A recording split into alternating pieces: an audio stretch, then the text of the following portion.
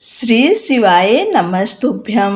जय श्री कृष्ण। दोस्तों, आप सभी का दिन शुभ और मंगलमय हो।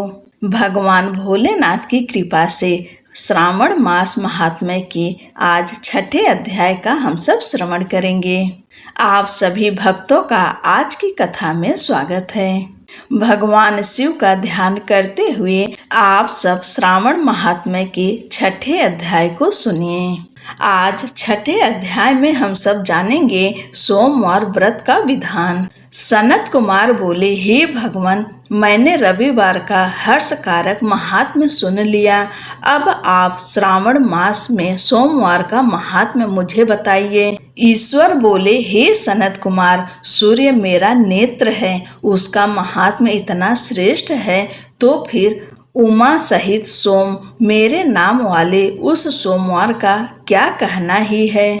उसका जो महात्म्य मेरे लिए वर्णन योग्य है, उसे मैं आपसे कहता हूँ। सोम चंद्रमा का नाम है और यह ब्राह्मणों का राजा है। यज्ञों का साधन भी सोम है। उस सोम के नाम के कारणों को आप सावधान होकर मुझसे सुनिए, क्योंकि यह वार मेरा ही स्वरूप है, अतः इसे सोम कहा गया है। इसलिए यह समस्त राज्य का प्रदाता तथा श्रेष्ठ है। व्रत करने वाले को यह संपूर्ण राज्य का फल देने वाला है। हे विप्र, उसकी विधि सुनिए, मैं आपको विस्तार पूर्वक बता रहा हूँ। 12 महीने में सोमवार अत्यंत श्रेष्ठ है। उन मासों में यदि सोमवार व्रत करने में असमर्थ हो तो श्रावण मास में इसे अवश्य करना चाहिए। इस मास में इस व्रत को करके मनुष्य वर्ष भर के लिए व्रत का फल प्राप्त करता है। श्रावण में शुक्ल पक्ष के प्रथम सोमवार को यह संकल्प करें कि मैं विधिवत इस व्रत को करूंगा या करूंगी। शिव जी मुझ पर प्रसन्न हो। इस प्रकार चारों सोमवार के दिन, और यदि 5 हो जाए तो उसमें भी प्रातः काल यह संकल्प करें और रात्रि में शिव जी का पूजन करें। 16 उपचारों से सायंकाल में भी शिव जी का पूजा करें और एकाग्रचित होकर इस दिव्य कथा का श्रवण करें। हे सनत कुमार, इस सोमवार की कही जाने वाली विधि को अब मुझसे सुनिए।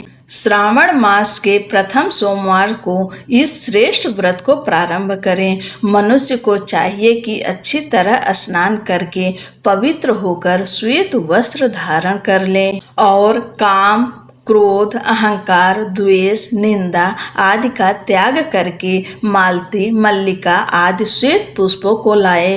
इनके अतिरिक्त अन्य विविध पुष्पों से तथा अभीष्ट पूजनोपचार के द्वारा त्रयंबक इस मूल मंत्र से शिव जी की पूजा करें। उसके बाद कहें, मैं शिव भगवान महादेव उग्र उग्रनाथ भाव शशिमौली रुद्र नीलकंठ शिव तथा भवहारी का ध्यान करता हूँ। इस प्रकार अपने विभव के अनुसार मनोहर उपचारों से देवेश शिव का विधिवत पूजन करें। जो इस व्रत को करता है उसके पुण्य फल को सुनिए। जो लोग सोमवार के दिन पार्वती सहित शिव की पूजा करते हैं, वे पुनरावृत्ति से रहित अक्षय लोक प्राप्त करते हैं। हे सनत कुमार, इस मास में नक्त व्रत से जो पुण्य प्राप्त होता है उसे मैं संक्षेप में कहता हूँ। देवताओं तथा दानवों से भी अभेद्य 7 जन्मों का अर्जित पाप नक्त भोजन से नष्ट हो जाता है। इसमें संदेह नहीं करना चाहिए, अथवा इस अत्युत्तम व्रत को उपवास पूर्वक करें। इसे करने से पुत्र की इच्छा रखने वाला मनुष्य पुत्र प्राप्त करता है और धन चाहने वाला धन प्राप्त करता है। वह जिस जिस अभीष्ट की कामना करता है उसे पा जाता है।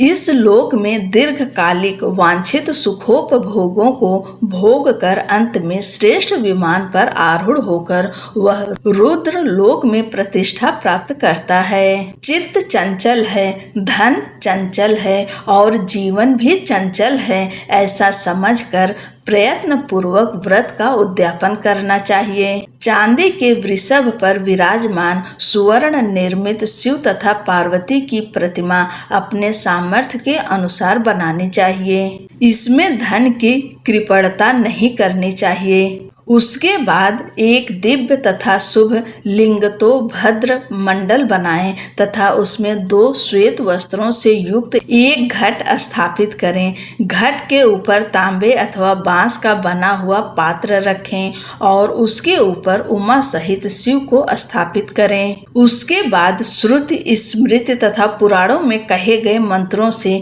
शिव की पूजा करें। पुष्पों का मंडप बनाएं तथा उसके ऊपर सुंदर चंदोवा लगाएं।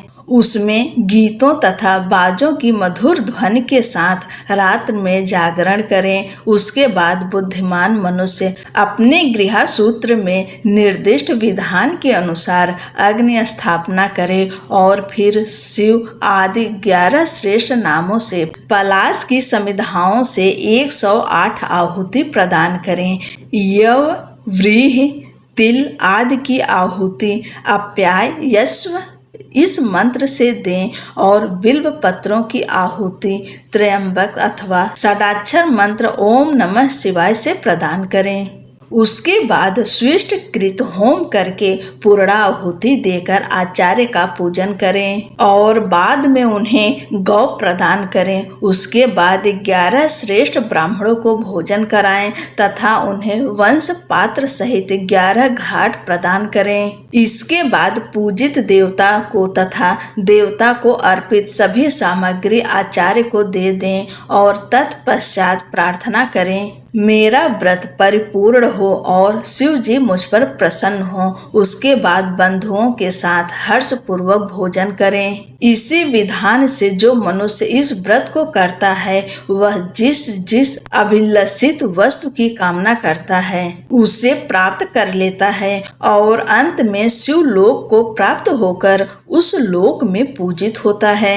हे सनत कुमार, सर्वप्रथम श्री कृष्ण ने इस मंगलकारी सोमवार व्रत को किया था।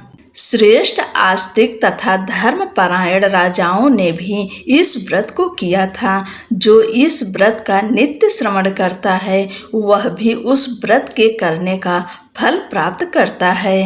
इस प्रकार श्री स्कंद पुराण के अंतर्गत ईश्वर सनत कुमार संवाद में श्रावण मास महात्म्य में सोमवार व्रत कथन नामक 6ठा अध्याय पूर्ण हुआ। बोलो शंकर भगवान की जय, माता पार्वती की जय। जय श्री कृष्णा। राधे राधे।